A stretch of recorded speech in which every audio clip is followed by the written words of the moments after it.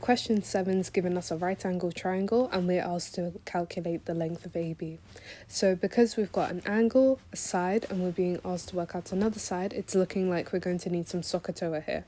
So first things first, write out all of the equations on the side. So SOH CAH TOA, and then we use what we've been given to determine which one we need. So we can label up all of our sides, and we see that we've got the hypotenuse and we need the opposite. So we're going to be using sine. In particular, using SOH to find out what the O would be. So we can see from our triangle that to work out what the opposite would be, we need to multiply sine 23 by the hypotenuse, which in this case is 15. So if we multiply those two together, we're going to get whatever our opposite may be. Paying attention to the question, which is asking us to specify our answer to 3 significant figures. So using what we've got, we just round that to 3 significant figures to get 5.86.